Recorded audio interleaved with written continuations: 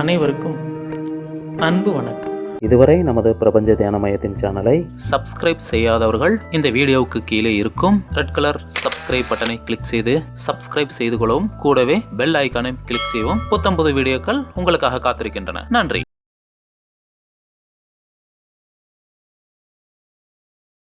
பொதுவாக பார்த்தீங்கன்னா 2 ஞானிகள் சந்தித்துக் கொள்வதில்லை. ஒருவேளை அவங்க 2 பேரும் சந்திச்சாலும் அவங்க எதுவும் பேசுறதில்ல. காரணம் என்ன அப்படின்னு கேட்டிங்கன்னா, ஒரு சம்பாஷணை அப்படிங்கிறதும், ஒரு போதனை அப்படிங்கிறது எங்கே நடக்கும் அப்படின்னு கேட்டிங்கன்னா, ஒருவருக்கு தெரிஞ்சிருக்கணும், இன்னொருத்தருக்கு தெரியாமல் இருக்கணும். அங்கே தான் அந்த சம்பாஷணை நடக்கும். வார்த்தைகள் அங்கே தான் பயன்படுத்தப்படும். 2 பேருக்குமே உண்மை அறிந்தால் அவர்கள் எந்த வார்த்தையும் பயன்படுத்த வேண்டியதில்லை. 2 ஜென் மாஸ்டர்கள் இருக்காங்கன்னு வச்சுக்கோங்க. 2 ஜென் மாஸ்டர்கள் ஒருவரை ஒருவர் சந்தித்தால் அவருடைய அதிகபட்ச வார்த்தை என்னவா இருக்கும் அப்படின்னு கேட்டீங்கன்னா, சாப்பிட்டீங்களா, அவ்வளோதான். எங்கே போகிறீங்கன்னு கேட்க மாட்டாங்க, என்ன பண்ணுறீங்கன்னு கேட்க மாட்டாங்க. அவர்கள் ஏதோ கேட்கணுமே அப்படிங்கிறதுக்காக பரஸ்பரம் வணக்கம், ஒருவருக்கொருவர் வணக்கம் சொல்லிக்குவாங்க. அதுக்கப்புறம் சாப்பிட்டீங்களா அப்படின்னு கேட்பாங்க. இன்னொருத்தர் என்ன சொல்வார், பசித்தால் சாப்பிடுவேன்னு சொல்லுவார். அவ்வளோதான். இதுதான் அவங்க சம்பாஷணை, இவ்வளவுதான். இது ஏன் இவங்க பேசுறது இல்லை அப்படின்னு கேட்டிங்கன்னா, ஒருவர் அந்த தன்மையை அடைந்து விட்டால் என்ன நடக்குது அப்படின்னு கேட்டிங்கன்னா, இப்போ அந்த இன்னொருவர் வார்த்தைகளை பயன்படுத்தினார் அப்படின்னாலே இன்னொருத்தர் வந்து சுதாரிச்சிருவார். ஒருத்தர் போய் 2 மாஸ்டர் சந்திக்கிறாங்கன்னு வைங்க, ஒரு மாஸ்டர் போய் ஞானம் என்பது என்னவென்றால் அப்படின்னு விளக்குனார்னு வைங்களேன், அந்த இன்னொரு மாஸ்டர் எந்திரிச்சு போயிடுவார். அதே மாதிரி இவர் இந்த எந்திரிச்சு போனவர் ஏதாவது சொன்னார்னா இவர் எந்திரிச்சு போயிடுவார். அப்போ 2 உண்மையான ஞானிகள் ஒரு இடத்தில் சந்தித்தால் அவர்கள் எதையும் பேசுவதில்லை. காரணம் என்னவென்றால், நீங்கள் அதை ஏதாவது விளக்க முயற்சி செய்தால் அது உங்களுக்கு புரியலைன்னு அர்த்தம். அப்போ ஞானிகள் யார்கிட்ட பேசுவாங்க அப்படின்னா, விஷயம் தெரியாதவங்ககிட்ட பேசுவாங்க. அந்த பேச்சு, அந்த போதை, இதுவரைக்கும் ஞானிகளுடைய பேச்சு எல்லாமே தெரிந்தவர்களுக்கானதல்ல, தெரியாதவர்களுக்கான. இப்போ சிக்கல் என்னன்னா, தெரியாதவங்க தான் அதை பற்றி நிறைய பேசுகிறாங்க. ஞானத்தை பற்றி இப்போ பேசுபவர்கள் எல்லாமே தெரியாதவர்கள். அதை பற்றி ஏதோ கொஞ்சம் புத்தகம் படிச்சுட்டா, கொஞ்சம் 2-3 வீடியோ பார்த்துட்டா போதுமானது, பேசலாம் நிறைய. இப்போ அப்படி ஆயிடுச்சு. ஆனால் 2 உண்மையான ஞானிகள் சந்தித்தால் ஒருவருக்கொருவர் வணக்கம் சொல்லி கடந்து செல்வார்கள். அதிகபட்சம் ஜென் மாஸ்டர் ஒருவர் ஞானம் அடைந்து விட்டார் அப்படின்னா அதை எப்படி உறுதி செய்வாங்க அப்படின்னா, அவர் போய் நீங்கள் ஞானம் அடைஞ்சிங்களான்னு கேட்க மாட்டார், உங்களுக்கு கடவுளை பற்றி தெரியுமா அப்படின்னு கேட்க மாட்டார். அவர் என்ன கேட்பார் அப்படின்னா, நீ அதை கண்டாயா அப்படின்னு கேட்பார். ஓ, கண்டாயான்னா நீங்கள் நினைக்கிற மாதிரி ஒளியோ சக்கரமோ கடவுள் உருவமோ அதெல்லாம் இல்லை. இங்கே இருக்கிற எல்லா உயிர்களையும் ஏதோ ஒன்று இயக்கி கொண்டே இருக்கிறது. நீங்கள்லாம் இங்கே வந்திருக்கீங்க, நீங்கள் என்ன நினைப்பீங்க, என்னுடைய திறமையாலே, இல்லை நான் ஏதோ தேடி போனேன், அப்படியெல்லாம் நீங்கள் வர முடியாது. உங்களை ஏதோ ஒன்று இங்கே அழைத்து வருகிறது, உங்களை ஏதோ ஒன்று இங்கே வரவிடாமல் செய்கிறது.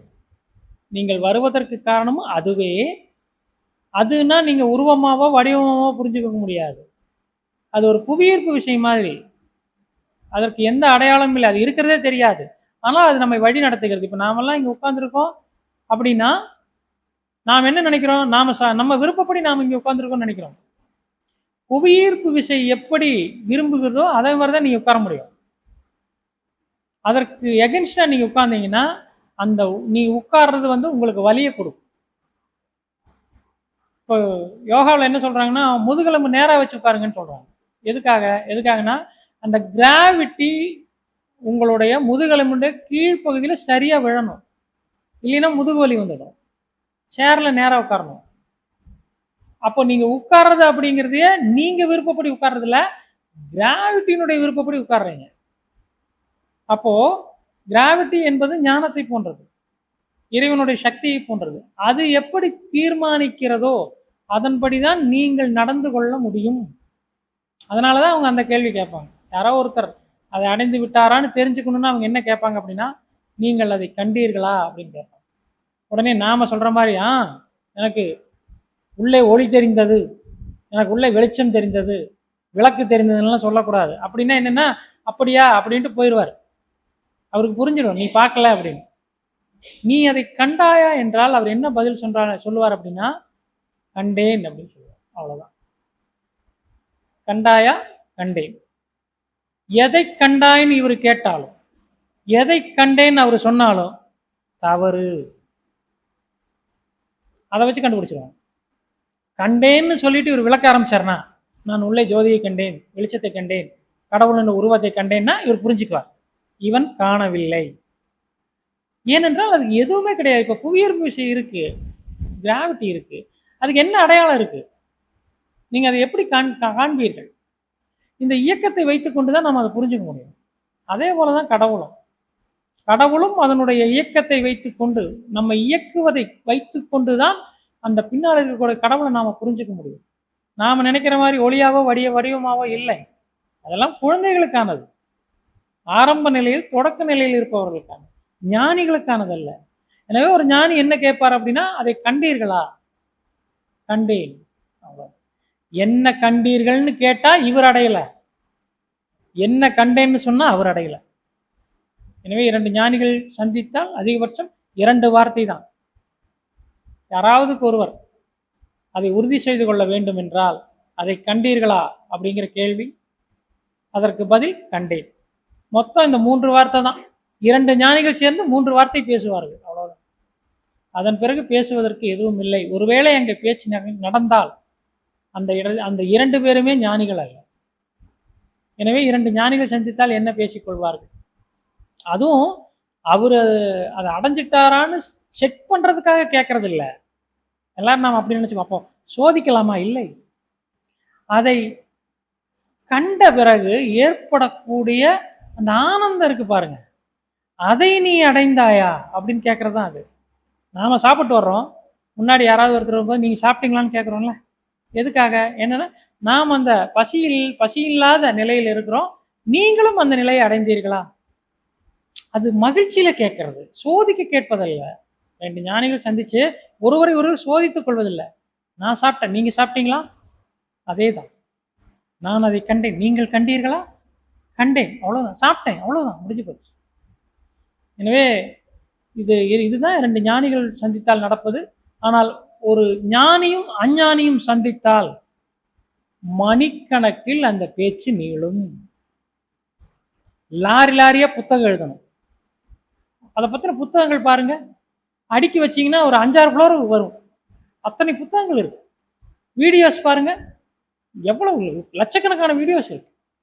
இதெல்லாம் யாருக்காக? அறிந்தவர்களுக்காகவா? இல்லை. அதில் ஒருவர் அறிந்திருப்பார், ஒருவர் அறிந்து ஒருவர் அறியாமல் இருப்பதற்கு இவ்வளவு. 2 பேருமே அறியாமல் இருப்பாங்க, அது இதை விட அதிகமா இருக்கும். 2 அறிந்தவர்கள் சொல்வது 3 வார்த்தை, அறிந்தவர் ஒருவர், அறியாதவர் சொல்பவர் லட்சக்கணக்கான வார்த்தை. 2 அறியாதவர்கள் சொல்வது எண்ணிலடங்கா வார்த்தை. வார்த்தைகளை நாம பிரிக்கணும்னா இப்படிதான் பிரிக்கணும். வார்த்தைகளை யார் எவ்வளவு யூஸ் பண்ணியிருக்காங்க அப்படின்னு ஒரு சர்வே எடுத்தோம்னா, தெரிஞ்ச 2 பேர் எவ்வளவு பண்ணியிருக்கான்? 3 வார்த்தை.